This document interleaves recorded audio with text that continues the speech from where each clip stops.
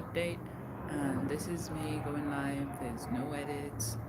I'm not in a position right now to be doing fancy video edits. Even though I love video editing, it's something that takes time and requires the commitment to see it through. So maybe I will reference and you can visualize and use your imagination.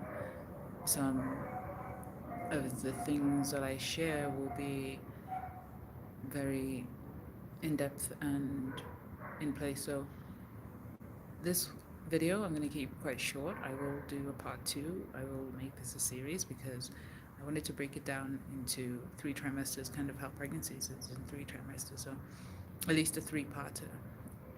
And this is the first part. So the first 3 months postpartum for me were amazing. And I'd heard that a lot of women have a really hard time postpartum. Before I gave birth and after I gave birth, and I really feel like it was down to mindset. So I'd been prepared in a way mentally and other ways to deal with everything my body was going through in terms of the changes, which it's so amazing. There is something that I must say in terms of the connection with your womb, the connection with your body, the connection with your baby, the connection you have with yourself, your spirit, your psyche, your mind, all of you. So you're more than one body. You see the physical, there's more than that to it. And when you are with your baby, when the baby enters this side of the earth, outside of your womb, there is a miraculous connection that physiologically and subconsciously or beyond explanation physically that takes place where your physiology and your baby's physiology are linked, and what you experience, your baby experiences. And I feel like a lot of women, or enough women to make it a phenomenon, are disconnected from this, and it's something I think it's really important to share. So, for example, when you need a burp, your baby will likely be needing to burp too. When you need a pee, your baby will need a pee. When you need a poo, your baby will need a poo. When your baby's hungry, you'll likely feel hungry. When your baby's sleeping, you'll feel tired. And it's like a mirror network that happens in the brain that is absolutely amazing. So a lot of the mom's healing has to do with connecting with the baby, bonding with the baby.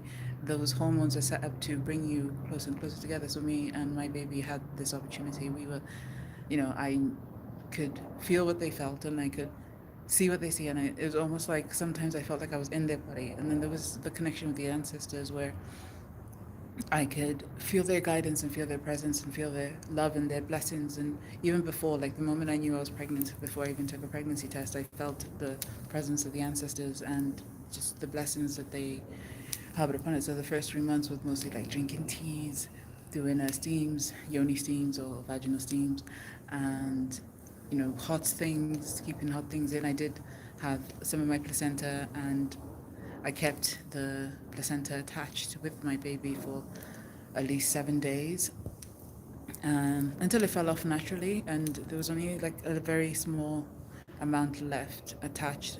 Then, we had different things going on during the week. Even though I told everybody I didn't want to go out, the father was like, let's go register the baby, like 3 days after I'd given birth, and that was just like a whole other story.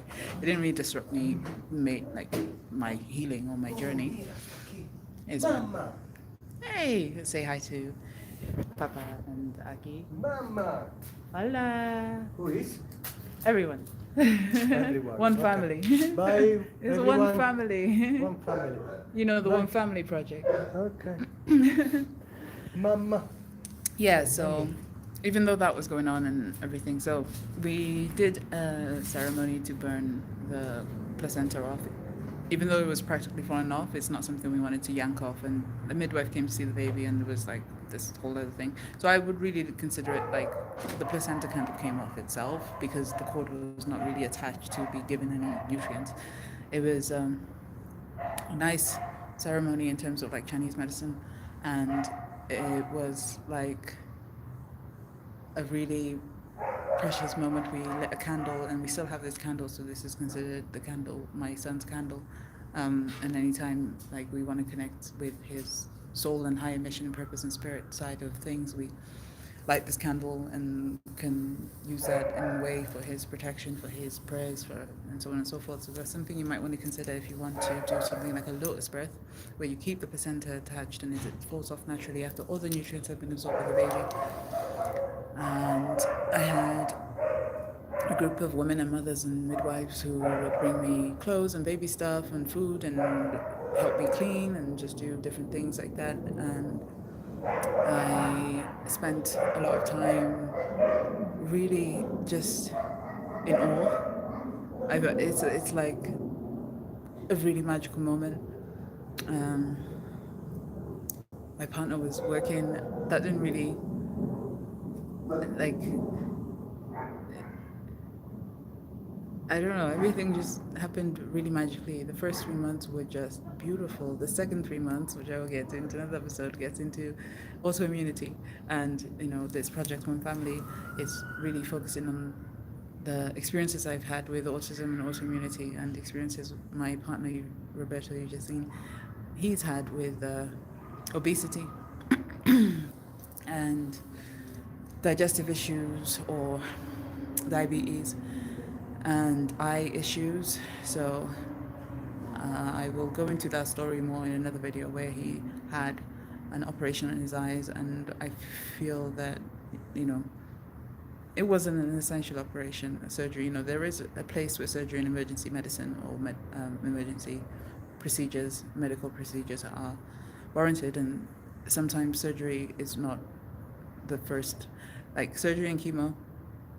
Yes, they're good when it's like life or death situation. If it's not a life or death situation, it's not something that I feel is like, if you don't need it, don't do it.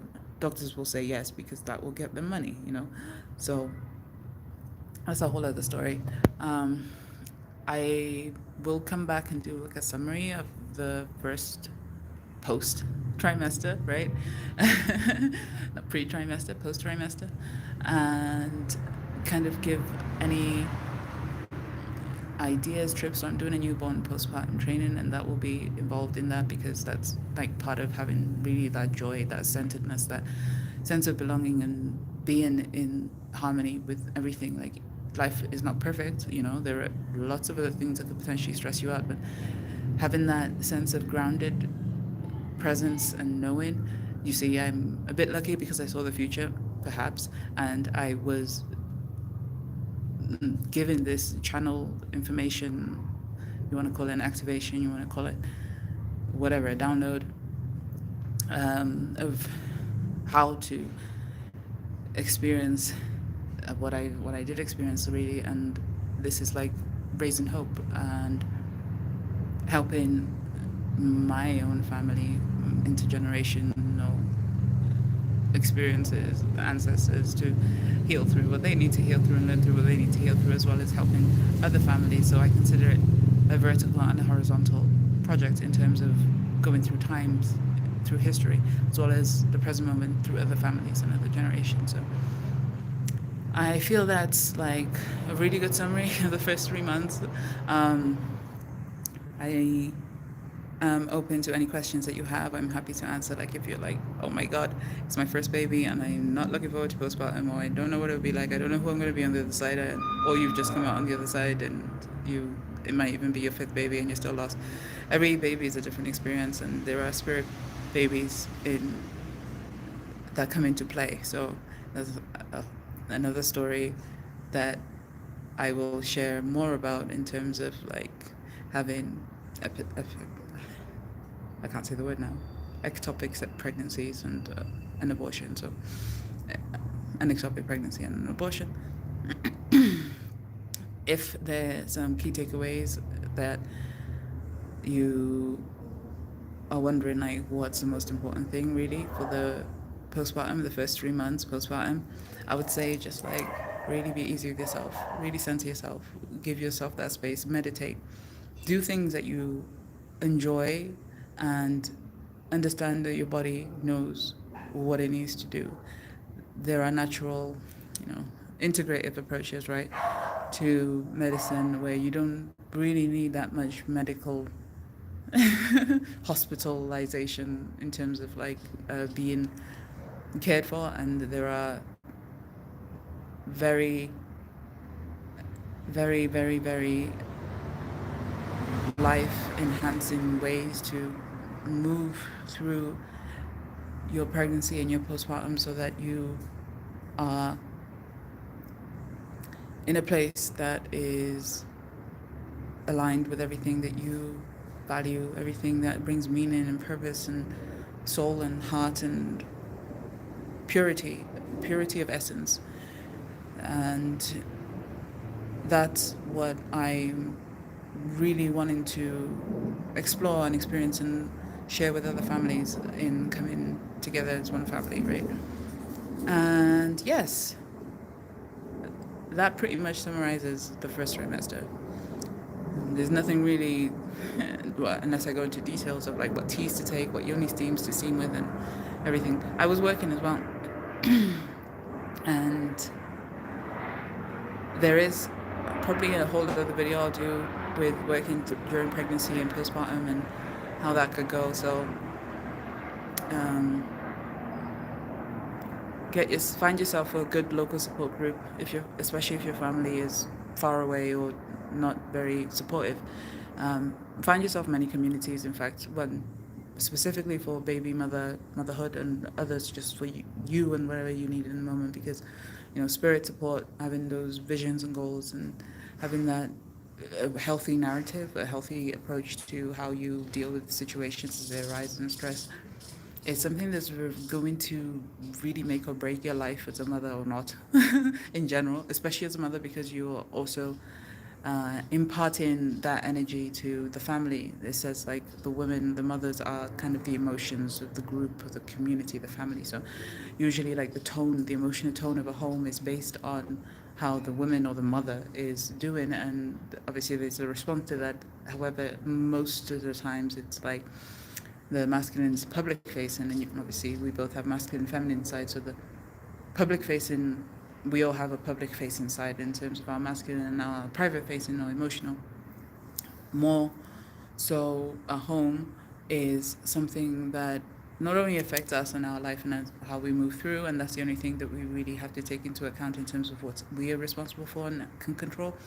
It also affects how our family responds in terms of like the ambiance, right? The spiritual ambiance, yes. I'm so grateful if you've come on and listened to this, and I hope that you find what you need, whatever it is you are being called for from the deepest of the deep dwellings of your soul, and you are able to move through this time wherever you are on your journey, pregnancy and postpartum and motherhood, and really find and learn what it is that you came and chose to find and learn. With that, here's to you, 10x Soulfully Serafina.